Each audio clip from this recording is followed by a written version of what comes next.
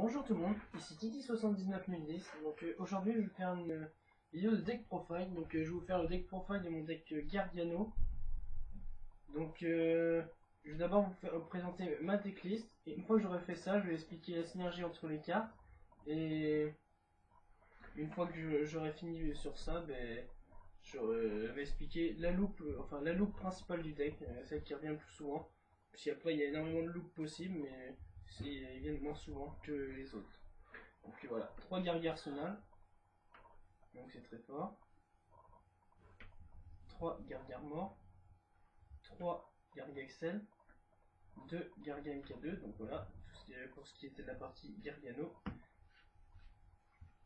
Après, bien sûr, comme dans toute version de deck Gargano, un oiseau Legionex, enfin dans une version Karakuri, hein.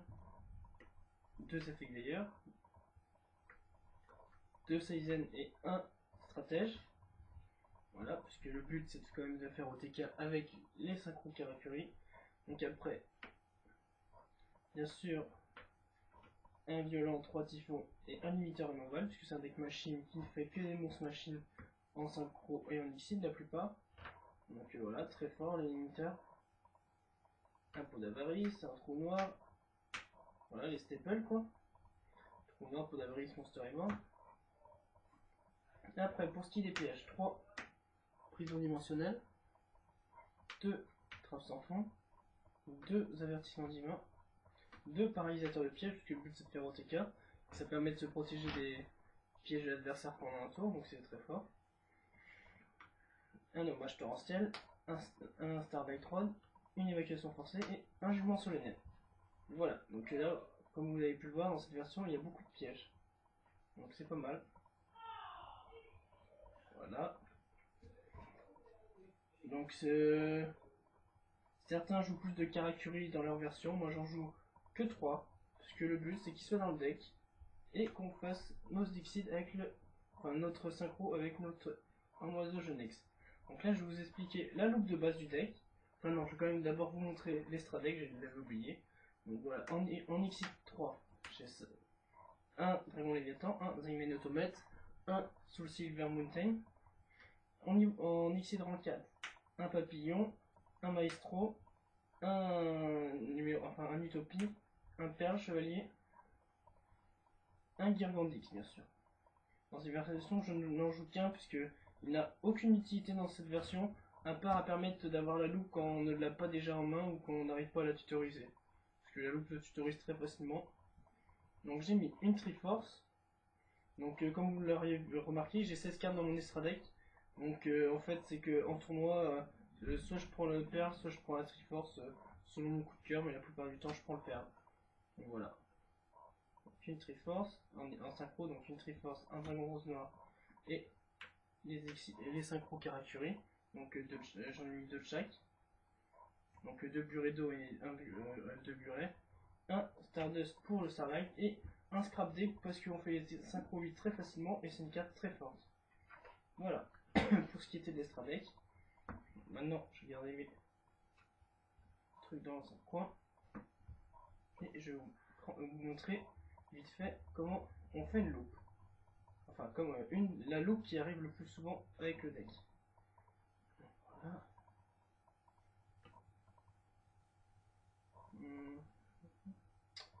Donc c'est un deck qui coûte pas très cher à se faire, il y a juste les cartes qui coûtent cher pour le deck, ça peut être le Gargantix et après les Garg Armor qui coûtent une vingtaine d'euros chacun.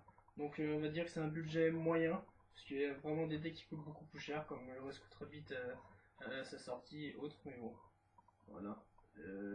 Voilà. Donc je vais quand même prendre ça, mais si on n'a pas forcément besoin. Donc voilà. Donc le plus simple, alors, en imaginant qu'on ait le Garg Armor en main, on le pose tout simplement. En imaginant qu'on ne l'ait pas, on peut se le tutoriser très facilement grâce aux 3 Garg Arsenal qu'il y a dans le deck.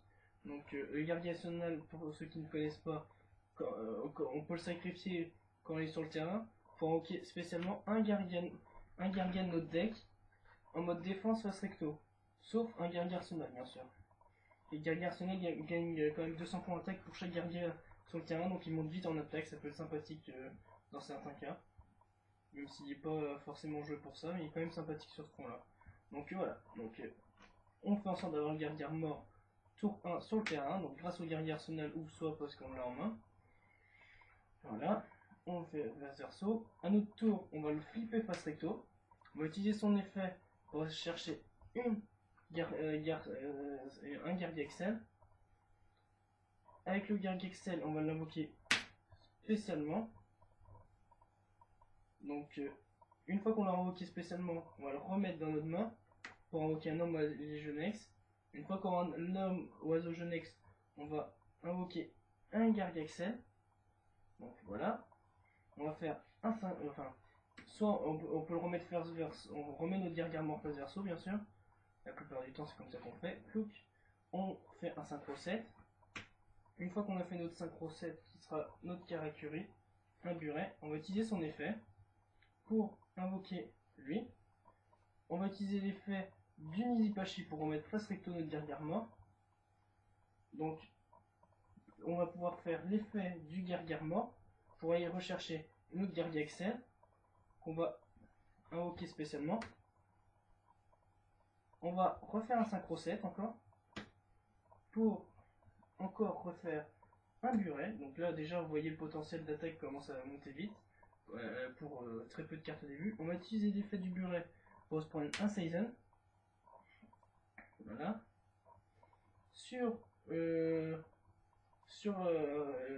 On va utiliser l'effet du premier buret pour remettre face verso, l'effet du deuxième buret pour remettre face recto. On va réutiliser son effet pour aller chercher un autre guerrier Excel. Donc voilà. On va faire un synchro 8 par exemple. Pour invoquer un Burido. Avec l'effet du Burido, on va prendre notre dernier Seizen. Alors là, à partir de ce niveau-là, soit on fait un synchro 8 pour faire un Scrap D ou un Stardust ou autre chose, ou faire un Exit 4. Donc voilà. Donc là, on est assez libre sur ce qu'on peut faire sur la continuité. Donc soit on fait un Gargan X pour les tutos, un Gargano MK2 pour refaire une loop le tour d'après ou autre. Enfin, une loop pour essayer de faire du CA au prochain tour. Donc on peut garder le terrain comme ça, mais ça peut être embêtant avec un Seizen. Et là, normalement, on a un bel OTK, quand ça soit un Xyl ou n'importe quoi. Là, on attaque directement, on fait un OTK. Donc là, c'est un OTK classique du deck. Puisqu'après, il y a énormément de façons de faire l'OTK. Comme vous l'avez remarqué, ça se fait principalement avec nos Karakuri. Maintenant, je vais vous commenter les cartes dans le deck, certaines cartes, puisque j'ai oublié d'expliquer quand même le rapport de certaines cartes. Donc c'est quand même important. Gargano MK2 par exemple. Donc c'est une carte que je joue. Il y en a qui jouent des kits des enfers à la place. J'ai vu. Donc moi je trouve que cette carte est vachement plus forte, enfin est vachement forte dans le deck. Pour la simple et bonne raison qu'elle prend du cimetière et de la main. Et que dans le deck Gargano, on a une carte qui permet de faire un truc vraiment sympa. C'est le guerrier arsenal qu'on peut reprendre pour refaire son effet. Pour soit prendre le deuxième guerrier MK2 ou soit prendre un autre Gargano pour faire un Exit de rang en 3 ou pour faire un autre Exit de rang 4 ou pour relancer une loop. Donc c'est toujours très sympathique puisque quand on lance une loop comme ça dans ce genre là, enfin quand on lance une loop avec le MK2, ça fait qu'on aura un MK2 sur le terrain donc à niveau 3. Donc on pourra en plus agrémenter notre loop avec un Siemens ou un Silver Mountain ou autre.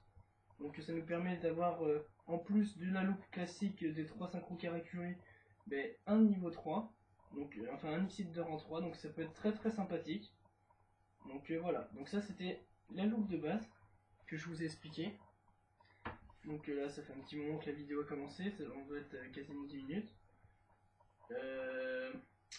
Pour ce qui est des monstres en général, bon, je joue que seul Effect Veilleur par manque de place. Enfin pas manque de place. Si j'en ai vraiment besoin de 3, si je me rends compte qu'il y a vraiment énormément de wing up et autres, j'en mettrai 3 bien sûr, en enlevant sûrement une prison.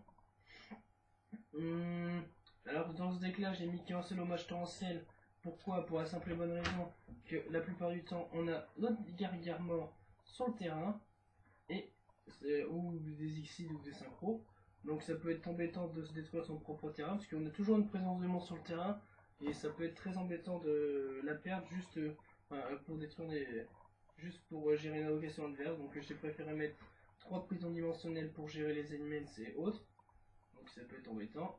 2 trappes sans fond pour gérer toujours les Xyz, les synchros, qu'on revoit un peu plus grâce au deck Gargano et au deck psychique qui sont bien à la mode en ce moment. Et surtout qu'avec l'arrivée des priorités c'est vachement fort. 2 avertissements divins bien sûr. Après sur quoi je peux m'arrêter? J'ai mis une évacuation à la place du deuxième hommage torrentiel parce que ça gère les animates, donc c'est toujours très fort. Ça gère les Stardust, ça gère très bien les Xyz et les synchros, donc voilà, très très sympathique. Et en magie il n'y a rien d'original, limiteur removal comme dans chaque deck machine, donc voilà. Donc pour les personnes qui auraient des questions à poser, je pourrais, si vous le souhaitez, faire une vidéo où je pourrais regrouper le plus de loops possible du deck, donc toutes les façons différentes de faire des loops avec le deck Gargano, mais ça risque d'être une vidéo assez longue, puisqu'il y a vraiment énormément de loops possibles dans le deck. Si vous le souhaitez, je peux aussi faire une vidéo de deck profile du deck Gargano, mais mélangé, couplé avec le deck Mechabot, qui est aussi une très bonne version de deck, puisque c'est une version très compétitive du deck, autre que Karakuri, qui est énormément joué quand même. L'avantage de cette version là, c'est qu'on a besoin que d'un seul Gargant X, que dans les autres versions il en faut entre 2 et 3 pour pouvoir faire tourner le deck. Donc voilà, c'est une version qui coûte un peu moins cher à faire que les autres versions, mais elle est vachement, enfin pour moi c'est la plus judicieuse à jouer puisque c'est quand même la plus rapide. Elle fait des sorties assez explosives avec très peu de cartes comme vous avez pu le voir. Il vous suffit juste d'avoir notre Gargare mort et un Birdman et on fait une loupe. Donc c'est vraiment très peu. Et même si c'est pas un Birdman, ça peut être par exemple un Izipachi ou un Zeizan. Et en imaginant dans le meilleur des cas, si on veut vraiment avoir une main vraiment très très forte, enfin on peut faire carrément une loupe tour 1 en ayant directement une Nexel en main, plus un Gargare mort, plus un homme oiseau. Donc vous voyez, avec 3 cartes, on peut refaire une loupe tour 1. Donc il suffit d'invoquer ça, de faire ça et ça, Exit 3, enfin Synchro 3. On le met phase verso par son effet avant, bien sûr. On fait le Synchro 7. Synchro 7, on invoque Nizipachi, on remet phase verso, effet Buret, effet. On remet, et donc du coup, on fait la loupe exactement pareil que si on aurait attendu un tour, sauf que là c'est directement en fait, donc c'est très fort. Donc il faut le savoir, c'est tout. Donc voilà, je pense que je vais m'arrêter là parce que je pense que je pourrais expliquer des combos pendant 30 minutes encore et ça serait rébarbatif comme vidéo. Donc si vous le souhaitez, je pourrais faire comme ce que j'ai déjà dit, une vidéo pour expliquer toutes les loupes. Et si vous voulez des vidéos de deck profile, que ça soit n'importe, diverses deck profile, sachant que je peux faire des deck profile des decks que je joue en ce moment, je joue un deck en ce moment, deck principal, je joue un deck Electro, un deck Final Cooldown, un deck Mechabot Gardia, un deck Gardia Karakuri que je viens de vous présenter, un deck Alien, et après le reste c'est en classe. Après le reste c'est plus des decks que j'ai joué depuis un petit moment, donc voilà. Donc merci de m'avoir écouté, à bientôt pour une prochaine vidéo.